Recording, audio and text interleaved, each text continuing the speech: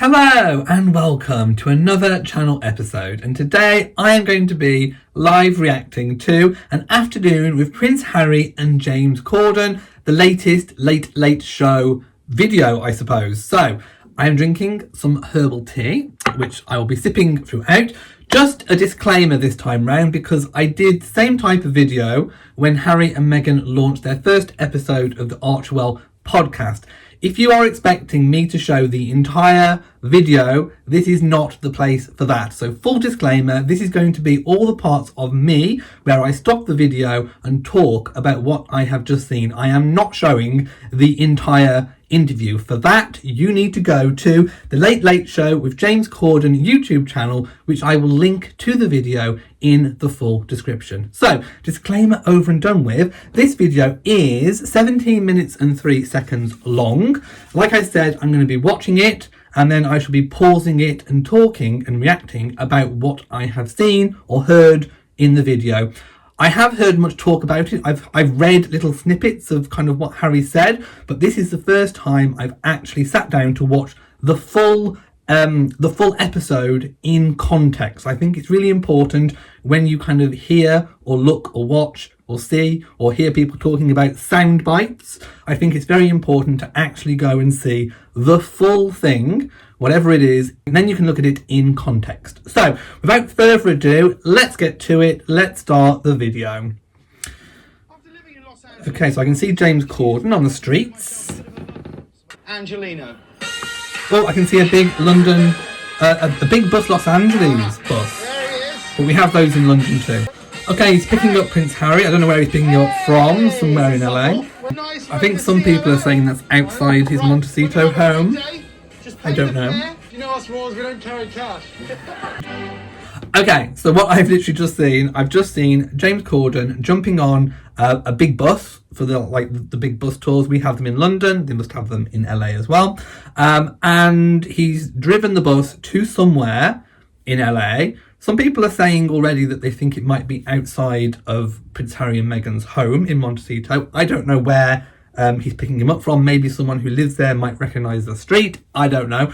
And then James Corden's just asked Harry, you've got to pay the fare to get on. And immediately we have had the first reference to being a royal, which I'm a little bit surprised about, because this is 17 minutes long, and I kind of thought that any interviews that Harry and Meghan might be doing in the future might be about kind of what they're going to be doing in the future, what they're doing now, project-wise, charities, Archie, that kind of thing. I didn't expect literally within the first 43 seconds for there already to be a royal reference from James Corden and Prince Harry. Yeah, I mean, is this going to be literally just full of talking about the royal family all the way through? Is it just going to be about Prince Harry's royal connections? Is this just going to be Prince Harry building his brand off the back of the royal family? I don't know. Let's carry on and watch. Okay, LA looks quite beautiful in the sun, I have to say. Well, look at us. Yeah. Oh, I should also say this was recorded before Harry obviously confirmed to the Queen that he was stepping back after the year in review. Allowed to. Oh, Prince Harry just said it's the first time he's been on an open top bus because he's not allowed to.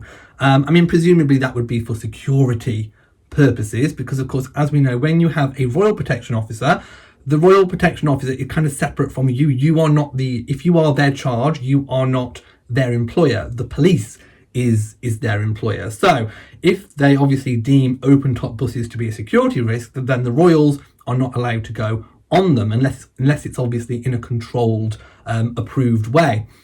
So yes, now that Prince Harry has left the royal family and has his own security detail, they will be able to take instruction from him, which obviously has pros and cons, and it kind of makes you think, is a private security firm that you are employing really as safe as someone who's being charged to look after your safety on behalf of the state?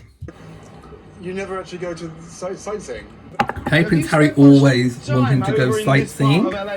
Okay, so Prince Harry's saying it's the first time he's had a chance to see LA, because obviously everything's been in lockdown. By the way, I will comment on how Harry looks. He does look, very healthy. He looks very slim and trim. He does look happy.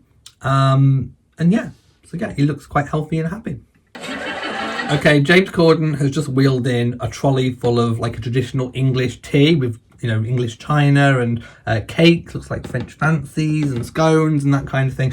Obviously, James Corden is funny. He's a funny guy. I loved him for his role in Gavin and Stacey. Yeah, I know him from UK TV and in particular Gavin and Stacey. So I think he is a funny guy. Obviously playing on Harry's, again, English and British connections with the kind of English tea. So let's carry on. Tea? Yeah. Go on, yeah, put it all in. Little splash? Yeah. There. Showing him famous houses. Just up there. Get it on Netflix, an absolute winner. That'd be cool. Oh, hang on. So 2 minutes, 24 minutes in, we've already got a reference to Netflix. Obviously, Harry and Meghan have struck a multi-year deal with Netflix. Will there be any further promotion of Netflix throughout this video? I don't know. Will we even get a mention of Spotify? I have no idea. But yeah, we've already had the first kind of reference to one of their deals. Again, like I say, is this, you know, obviously, well, I don't actually know what the purpose of this is. Is it to literally promote Harry in the USA? Is it to promote their new brand? I don't actually know what the purpose is. Or is it just literally to lark around and have a good old time with James Corden? Let's continue and find out. Oh dear, literally the bus just applied its brakes really suddenly and the whole tea set just kind of crashed, kind of. So yeah, mayhem ensues. Oh, and Prince Harry just swore. I don't know if that was actually written in as a funny moment or whether that actually just happened naturally. See, it looks kind of natural to me. A good idea. I think that was natural. I really do. Yes. This? Are they actually driving by the Fresh Prince of Bel Air's home? Or rather, the house where it was set? Right there is the Ah, house. it is! Fresh Prince of Bel Air. Oh, wow. Okay, so I used to watch the Fresh Prince of... I think, who didn't? Who didn't in the 90s? If you grew up in the 90s, you watched the Fresh Prince of Bel Air, Will Smith. I loved it. I loved Hillary. Hillary was my favourite character. I loved, you know, her glam and her sass. Yes, I loved Hillary. That Will Smith turns up to is good enough for the Fresh Prince. Okay. Do you remember the song? No, all about how man Let's get flip turned upside down. Now, take a minute. Sit right there. right there. Prince of a town called Bel Air. See? Oh, they're not going to go in. Are they going in? They're going You're the in. owner of this house. No, Oh my my this is the God. house on the Bel Air, They're right? actually going in. How much would you sell this house to Harry and Meghan for? Give me an offer. There we go. Is James Corden trying to be a real estate agent for Harry? Is he trying to get him to buy the Fresh Prince of Bel Air's house? I'm shooketh. Prince Harry just said, I've had a COVID test. I need to go for a pee. The lady just let him in. Yeah, the Fresh. Harry's poking out the window, the little porthole window. Right. Okay, so James Corden has just took control of Harry's phone and he's asked to find where he can find the Duchess, where he can find Meghan. There. Let me take care of this. Is he calling Hey, her? Meghan. He's FaceTiming her. Now, listen. I've got to talk to you about something quite. Now, do you? Stop. Just one moment. Right, I'm going to have to turn my camera around because they've shown the phone. Just look at Meghan.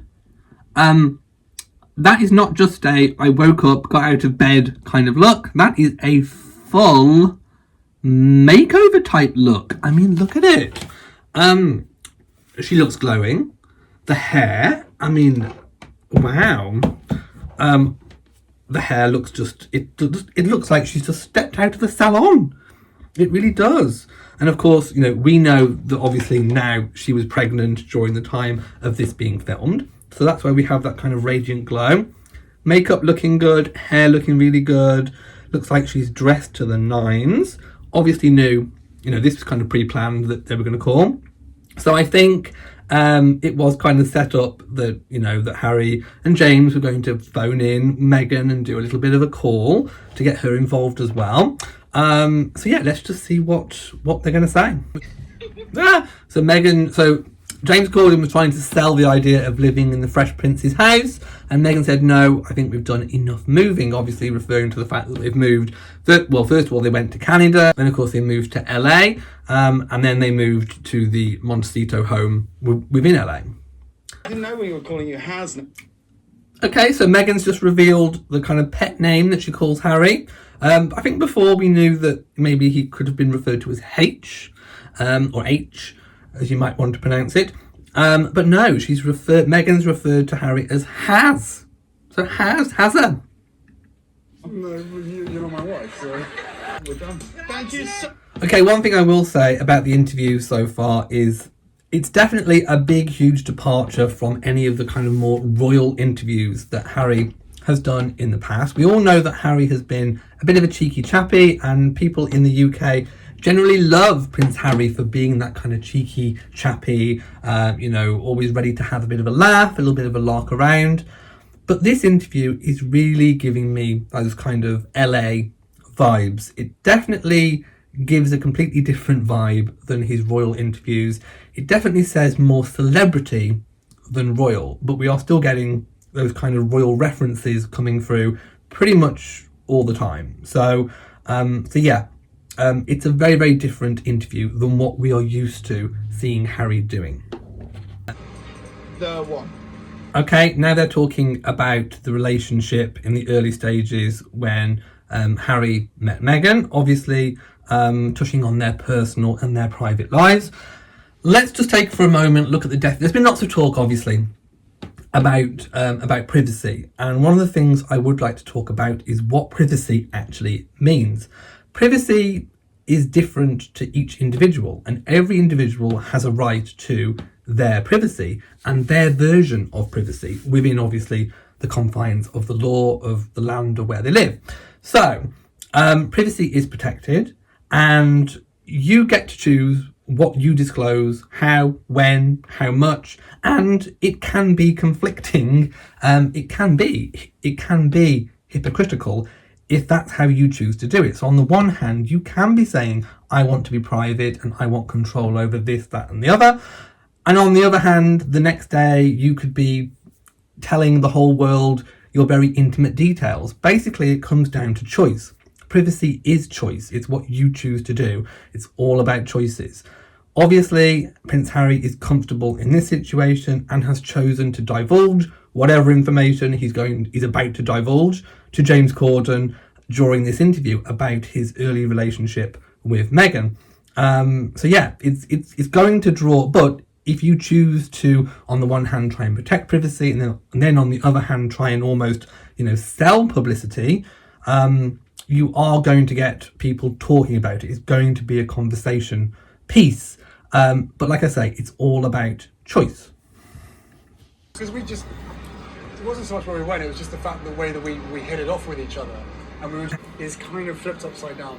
Okay, Harry talking about being a royal again, mentioning how relationships can be difficult and tricky when you are a royal, and saying how he hit it off with Meghan pretty much straight away. Okay, so Harry's saying that being a prince, dating is a little bit different. It's almost back to front. You spend more time at home, having home cooked dinners, and then once you've spent a lot of time together, that's when you kind of venture out to the more public arena of dinners out and the theatre or the cinema, that kind of thing. We went from 0 to 60 in the first 2 months. Ooh. Prince Harry said something I think that could be quite key here. So he's just referenced the fact that he went, in his words, from 0 to 60 really, really quickly in 2 months in terms of their relationship. So he's acknowledged that it went from 0 to 60 really, really quick, really explosive. Could this be why Prince William said potentially what he's believed to have said about, perhaps warning Harry about moving too quickly? Because Harry's just acknowledged that it was quick. Harry's just said, he's been honest. He said the relationship was really, really quick. I think Harry still feels that it was the right thing. It felt right. They'd spent lots of time together in each other's company. I think Harry clearly knew that Meghan was the one for him. But it was quick, and probably from outside people looking in, other members of the royal family who would have been the only people really to know about this relationship, and of course Harry's friends, close friends as well, it may have seen and appeared really, really quick. And of course William and some of the other royals or Harry's friends wouldn't have known Meghan as intimately in that short time as Harry did. So I'm thinking that if William did indeed give a bit of a warning to Harry, I don't think it was necessarily about Meghan as a person, because William wouldn't have had the time to get to know Meghan. It would have been about, I think, the situation in general. Just, are you sure? It's moved really, really quickly. Harry would have been absolutely 100% sure, because he's the one that would have spent all that time with Meghan one-to-one. So he would have been sure. But for an outsider looking in, even his own brother or friends, I think it would have appeared really, really quickly. Harry has just admitted that. So if William did, kind of say something to Harry, pull him aside and say something, I think it really would have been out of brotherly concern that things were moving too quick, because that's how it would have looked. I don't think it would have been anything to do with Meghan as a person. Like I say, William wouldn't have had the time to get to know Meghan on that level. Depending on how the day's been, how busy it's been, we do Archie's tea. Okay, just talking about Archie's bedtime routine, give him his tea, read a book, bath, that kind of thing. Downstairs. Okay, Meg might cook a meal, or they might order a takeaway. He referred to her as Meg. Bed, maybe watch a little bit of Netflix. Go to bed, turn the TV on, maybe watch some Jeopardy, maybe watch some Netflix. I knew we'd get another reference to Netflix in there. He's definitely taken some tips on how to promote, shall we say, promote his interests. How do you feel about the crown? Oh, James Corden just asked him about The Crown. How do you feel about The Crown? Obviously the Netflix TV series. So because Harry mentioned Netflix, James Corden, being very wily, has jumped straight in there with, how do you feel about The Crown? I want to know how he feels about The Crown. They don't pretend to be news. It's fictional. So he says the Netflix is making The Crown not to be news, that it is fiction. So it's not trying to be news, is kind of what he's saying. So I think we're going to get an introduction to perhaps what Harry feels about the press in terms of fact and fiction and that kind of thing. It's not strictly accurate. Of course it's not. It's above. Okay, so he said that it's loosely, it gives you an overview, it gives you a feel of what life is like within the royal family. Family and everything else, what can come from that? And about what a life of duty and service can bring. Comfortable with the crown than I am seeing the story. Okay, so he just said he's more comfortable with what he sees in The Crown than seeing stories that have been written about him and his family in the press and the media. Supposedly news. So he said obviously Netflix is fiction, take it as you will, as opposed to what's being written in the papers, because he's considered to be news, considered to be a news item. And yet when you are a member of the royal family, you are news.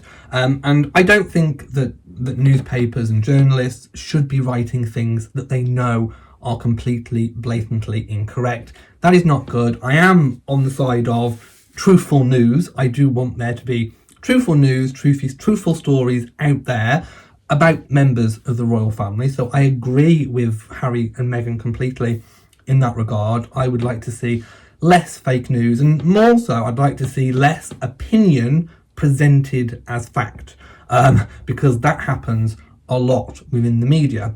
However, when we go back to Harry and Meghan's time within the royal family, it has transpired over the years that some of what the press has been reporting has a sliver of truth to it. Not the entire thing. They have spun a complete yarn. What they do is they get a little tiny bit of information that may have been leaked. Don't know how. We had talk about the royal mole at one point, and I imagine that's probably how a lot of stories were kind of leaked to the press. So they get a little sliver of information and then they kind of spin it to be something completely different and of course to fit a narrative. And I don't think that the media should be putting something to an agenda, putting something to a narrative. But some of what they were talking about had a sliver of truth attached to it, and I think that is important to be said and to be noted. Daniel Lewis?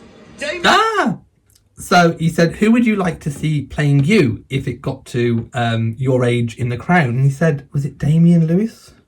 Damian Lewis even. Damian Lewis. Great shout. Yeah. Ooh, and I did actually Google a picture of Damian Lewis. For those of you who don't know, let me just take a look. So this is Damian Lewis.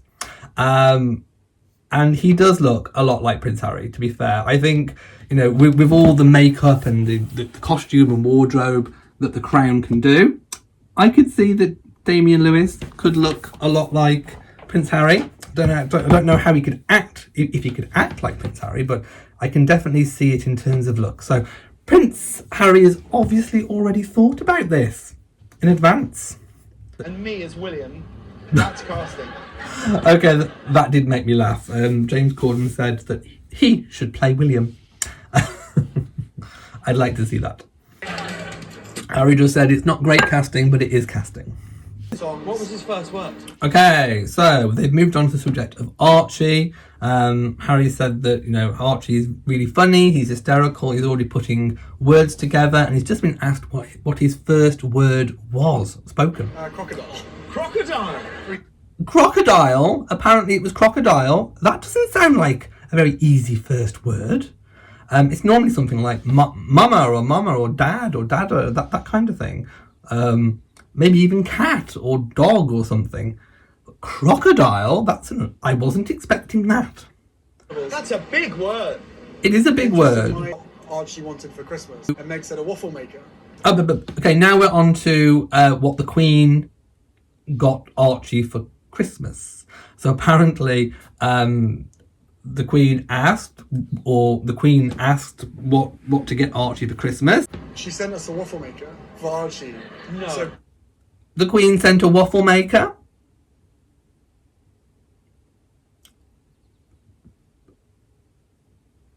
I'm shook. for now. Meghan makes an organic mix for the waffle maker. And now And apparently Archie absolutely loves whatever the creation is. Waffle maker. Yes, James Corden bringing it back to the waffle maker. He said, I can't believe for one moment. Let's just step back a minute and just ponder the Queen ordering a waffle maker. Sent to Santa, but I can't get my head around. it just goes, waffle? Does the Queen Apparently Archie wakes up and goes, waffle? know how to use a Zoom? Yes. Both my grandparents This do. is crazy. Ooh, more information about the royal family.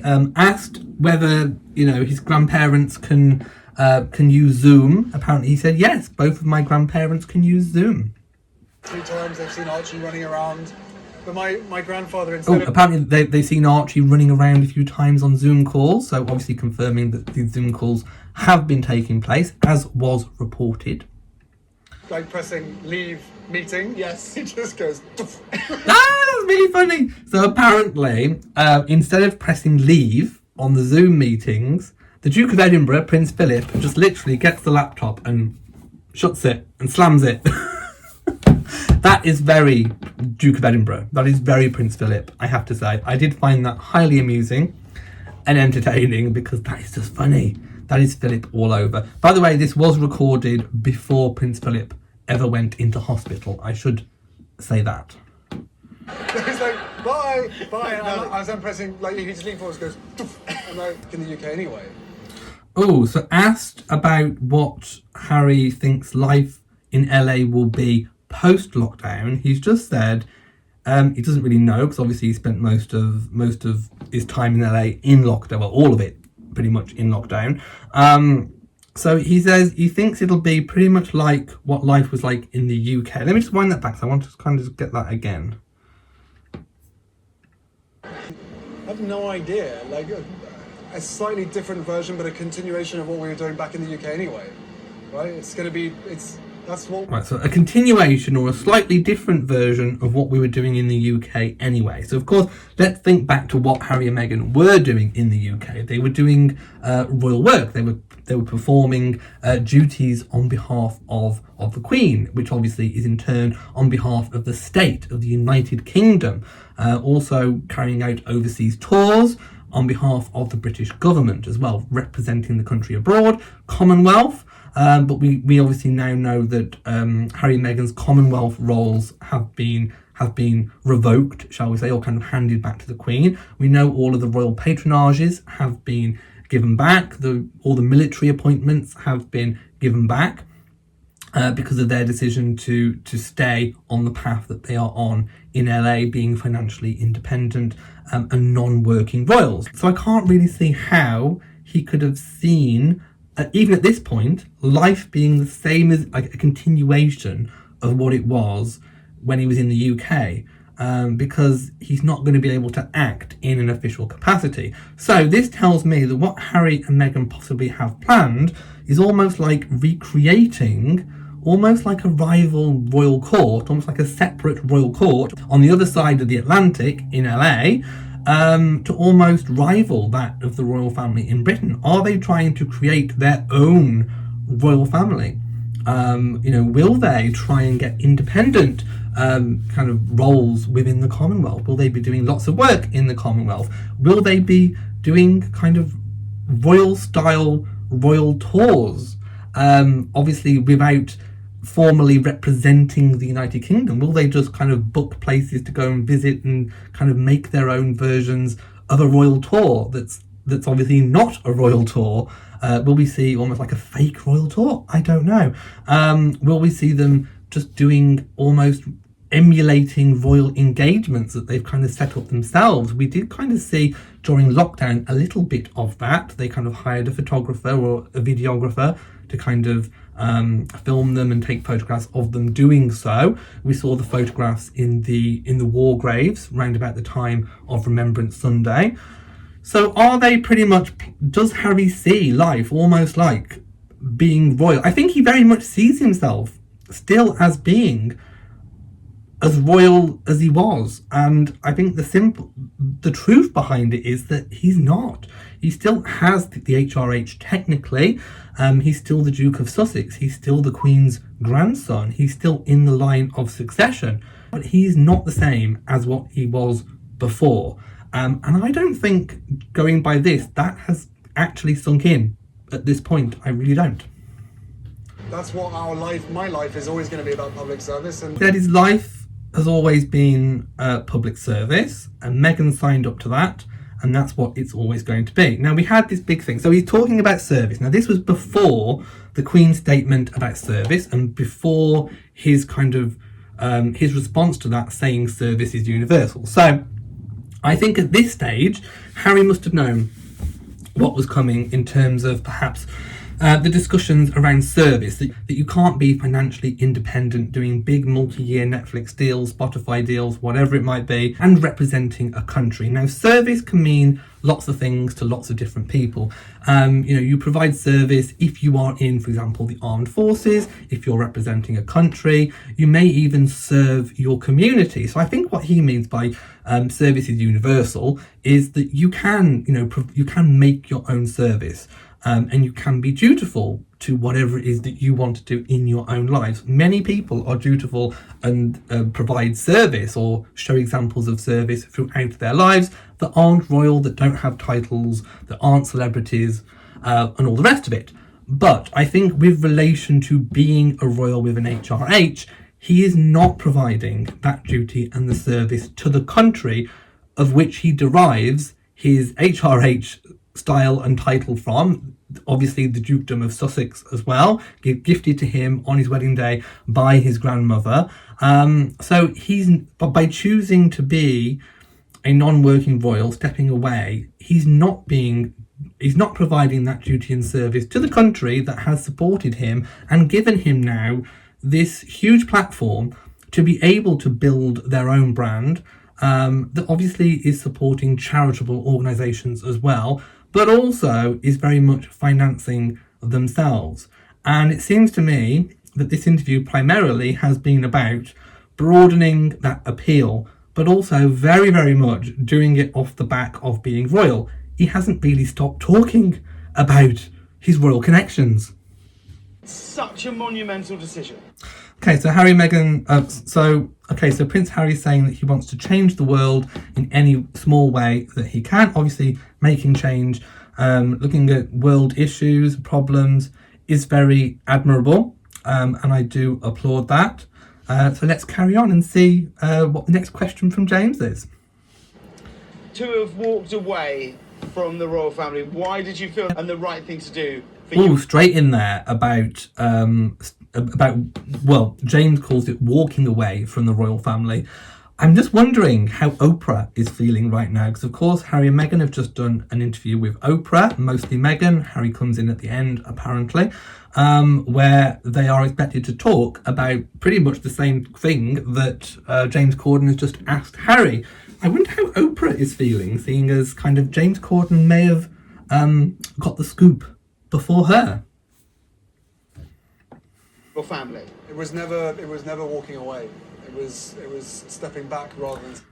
So yes, Harry did choose to step back, but in doing so, he had this idea that you could almost be kind of half in, half out. That was very clearly and quite quickly put to him by the royal family at the Sandringham Summit that was not possible. You couldn't step back and be kind of half in, half out. It was unworkable when you were going to earn your money in the way that Harry and Meghan planned to do. They obviously had big plans. They must have explained that to the Queen, who obviously must have just thought that's not compatible. It's not like Princess Eugenie and Beatrice having, regular type jobs, low key, not in the headlines, not kind of stepping into that kind of political arena, very low key. It's not like that. They planned something much bigger, and that was seen and viewed as being incompatible. So in choosing to step back and continuing to do so, obviously at the year in review, Harry and Meghan have chose to continue to stay stepped back and being financially independent. In doing that, you have walked away because the Queen made it perfectly clear that to step back meant you couldn't be half in, half out. So he has indeed walked away. And if you choose to step back and you can't have it both ways, you can't be half in and half out, then you have also continued the choice to step away, to step down, to step away. But I don't think Harry at this point can actually see that for himself. And it was destroying my Okay, Harry said it was a difficult environment to be in. We all know what the British press are like, and yes, we do know what the British press are like. health. I was Really? like, this is toxic. Yeah. Oh, he just said it was destroying his mental health and the environment was toxic. What I would do is like, I need to get my family out of here. So he said, I just did whatever any father would do. I got my family out of there. We never walked away. And as far as I'm concerned, whatever decisions are made on that side, I will never walk away. Oh, he said, we never walked away, and whatever decisions are made on that side, I never walked away. Oh, a bit of a sting there from Harry, calling the royal family that side, whatever decisions are made. In other words, he's basically saying, I didn't have a hand in the decisions that were being made, perhaps of the outcome. By the way, sorry if the sun is like completely in my face. I'll just move the camera slightly. So he's saying, I think that, well, he's kind of indicating that he didn't have much of a say in the decisions and the outcomes that were made. But I think he's missing the point that he had every single say in choosing to do what he's done.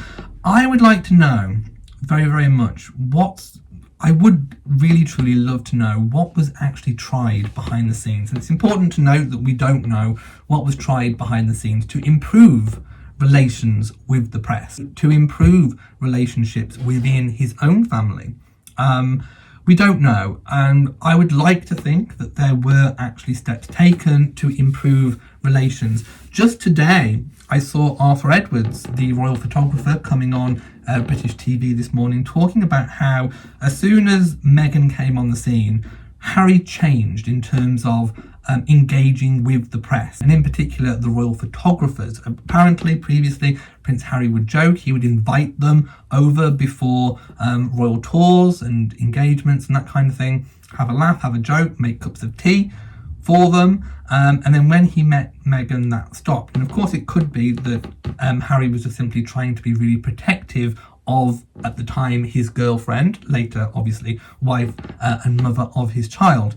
But apparently things kind of changed. So I don't know what was kind of done after things turned a little bit sour with the press to try and improve it. Did they try and have, soirees with the press a la Diana style? Because Diana used to kind of almost woo the press. She did used to invite them back to Kensington Palace. She did used to, give them drinks and hold little soirees, improving relations with the press. I don't know if any of that happened.